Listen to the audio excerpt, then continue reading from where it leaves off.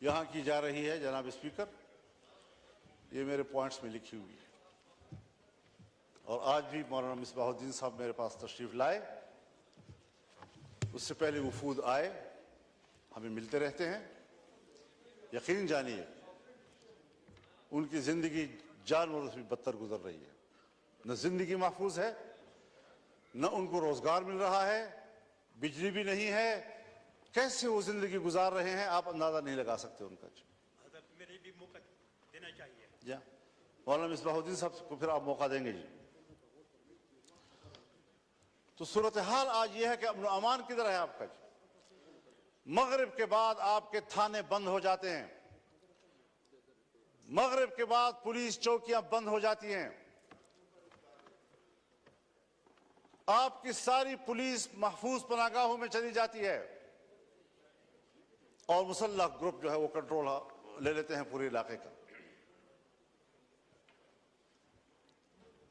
क्या इस पर कभी गौर हुआ है? बस इलेक्शन है, बस अपनी किस लिए अपनी मर्जी की बनाते हो?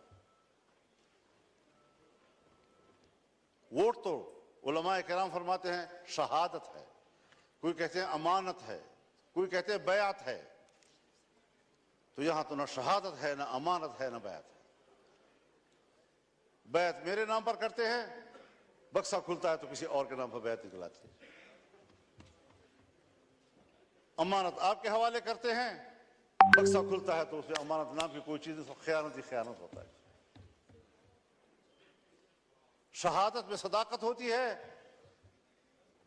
जब बक्सा खुलता है तो सदाकत का नाम निशान नहीं होता, शहादत मरी पड़ी होती है। इस सारी सूरत हाल में हमें जरा बताएं कहां हम खड़े हैं। बाजवा साहब फरमाया करते थे कि हमने बाढ़ लगा दिया है और अब कोई अफगानिस्तान न जा सकेगा न आ सकेगा। वो बाढ़ किधर है? उस बाढ़ पर जो अरबों रुपए खर्च हुए वो किधर हैं? कोई पूछ सकता है उनसे? और 30-40 हजार नौजवान यहां से कैसे गए उधर? 20 साल वहां लड़े, बाढ़ भी लग गया था, फिर वो उससे बढ़कर ताकतवर बनकर कैसे वापस आए? अफगानिस्तान से आप जरूर गिला करें कि हमने जिनको पकड़ा है, जिनको मारा है, उसमें अफगानी नेशनल भी हैं। बिल्कुल गिला करें आप उनसे कि उनकी सरजमीन से कैसे लोग इधर आए। उनसे कोताही हुई कि उन्होंने अपने सरहद पर उनको कंट्रोल नहीं किया, लेकिन आप भी तो सरहद पर बैठे हैं, आप क्यों नहीं रोक सके उनको? कैसे मुझ तक रसाई की और मुझ पर हमला कर दिया? कैसे आए और बाजौड़ में मैंने 80 लोगों की लाशें उठाई एक ही जलसे में? ये तल्ख वाकयात कोई हमें समझाए तो सही, क्या सियासत हो रही है? मेरे ख्याल में उसूल एक ही है, वही उसूल जो अमेरिका ने अपनाया है कि इस्लामी दुनिया में और कमजोर दुनिया में दहशतगर्दी और अस्करियत पैदा करो, और जहां पर कोई ऐसी अस्करियत पैदा होगी वहां पर अमेरिका को अपनी फौजें ले जाने का जवाब हासिल होगा। दहशतगर्दी उसकी जरूरत है। इस्लामी दुनिया पर अपनी गिरफ्त मजबूत करना, इस्लामी दुनिया में फौजें उतारना। आज तमाम अरब ममालिक के अंदर अमेरिकी फौजें मौजूद हैं, कहीं पर 5000, कहीं पर 3000, कहीं पर 2000, कहीं पर 1000, कहीं पर 500।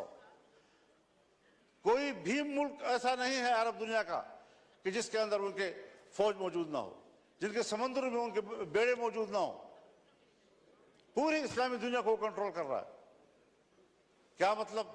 मैं तो अमन के लिए जा रहा हूं, इंसानी हुकूक के लिए जा रहा हूं। कौन से इंसानी हुकूक? वो इंसानी हुकूक जो ग्वांटानामो में हमें नजर आए, जहां तुमने मुसलमानों को बरहना करके बंद कोठरियों में फेंका, जिनके बर्फ के तोदों के ऊपर उनको लिटाकर उनके ऊपर बैठकर सिगरेट पीते रहे। आज भी बगराम और शबरगान के उकूबत खाने उनके खून से लथपथ हैं। गवाहियां दे रहे हैं कि यहां क्या मजालिम किए उन्होंने। उनके सामने कुरान करीम की तजलील की गई। कोई है जो इस पहलू पर भी बात कर सके? बस ये दहशतगर्द, ये दहशतगर्द, ये दहशतगर्द, और उसके मुकाबले में उससे बढ़कर दहशतगर्दी हो रही है और कोई उनको रोकने वाला नहीं है, ना उसको कोई बात करने वाला है। इराक में क्या किया गया? अबू गरैब जेल में क्या जिंदा इंसानों पर नंगा करके उन पर कुत्ते नहीं छोड़े गए और कुत्तों से उनके जिस्म को नहीं नोचा गया? ये हैं उनके इंसानी हुकूक। इस्लामी दुनिया को तोड़ना, मुल्कों को तकसीम करना और इंसानी हक की बुनियाद पर वहां जाना। आज फिलिस्तीन में क्या हो रहा है? अक्टूबर से लेकर अब अप्रैल खत्म हो रहा है, 40,000 से ज्यादा गजा और खान यूनिस के मुसलमान शहीद हो चुके हैं। ये बच्चे हैं, ये खवातीन हैं, ये बेगुनाह शहरी हैं, ये जंगजू नहीं हैं। जंगजू से मुकाबला करो, वो आपके साथ लड़ने के लिए तैयार। सबसे ज्यादा बच्चे जो इन दिनों में शहीद हुए हैं वो गजा के हैं। कोई मुसलमान है हुक्मरान जो उसके लिए कोई आवाज उठाए? और फिर अमेरिका और बरतानिया और यूरोप इंसानी हुकूक की बात करे, जिनके हाथों से इंसानियत का खून टपक रहा है। इंसानियत का खून टपक रहा है और इंसानी हुकूक के अलमबरदार।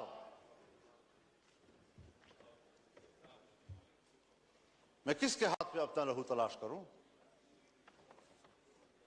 हर तरफ खून ही खून और हम उसमें जिंदगी गुजार रहे हैं। और अगर मुल्क के अवाम या अवाम के नुमाइंदे कोई किरदार अदा कर सकते हैं तो उसके इलेक्शन का यह हशर कर दिया जाता है जो हम देख रहे हैं। तो जरा इस हवाले से हमें अपनी तारीख को भी देखना चाहिए, हमें आने वाला मुस्तकबिल ठीक कर लेना चाहिए। यह क़ियादत का मसला है,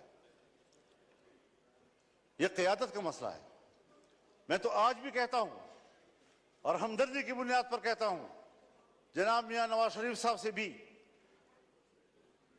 और जनाब शहबाज शरीफ साहब से भी और अपने बरखुरदार बिलावल ज़रदारी साहब से भी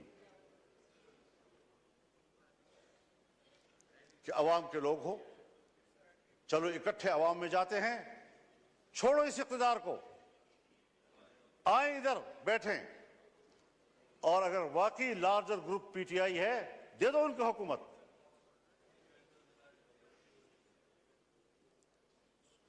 लेकिन शायद मेरी बात जरा अहमुकों वाली से लग रही होगी आप लोगों को कि क्या कह रहा है, कहां से बोल रहा है। आज भी वक्त है समझने की, लेकिन हम समझने के लिए तैयार नहीं है। हम नौकरी करने के लिए तैयार हैं। तो फिर जाहिर है कि हमने भी अज़म कर रखा है कि इस गुलामी के खिलाफ जंग लड़ेंगे, मैदान अमल में आकर जंग लड़ेंगे, पब्लिक में जाकर लड़ेंगे, आईन और कानून के दायरे में लड़ेंगे और मुल्क को इस गुलामी से निजात दिलाएंगे कि या तो हमारे ऊपर आलमी कुव्वतें हुकूमत कर रही हैं या फिर हमारी एस्टेब्लिशमेंट हमारे ऊपर हुकूमतें कर रही हैं। ये निज़ाम हमें कबूल नहीं है और हमारी पोजीशन इस हवाले से बिल्कुल वाज़ेह है। इसलिए हमारा पैगाम हर सतह पर चला जाना चाहिए। हमने जाना है इंशाअल्लाह 2 मई को कराची में मिलियन मार्च होगा इंशाअल्लाह अज़ीज़। 9 मई को पेशावर में इंशाअल्लाह मिलियन मार्च होगा और अगर किसी ने रोकने की कोशिश की तो वो सिवाय इसके कि अपने लिए मुसीबत को दावत देगा और कोई नतीजा उसका नहीं निकलेगा। वो आवाम के इस सैलाब का रास्ता नहीं रोक सकेंगे और इंशाअल्लाह अज़ीज़ ये जद्दोजहद जारी रहेगी और उम्मीद रखनी चाहिए कि इसमें आप भी हमारे साथ हों। सैयद वसीम हुसैन साहब।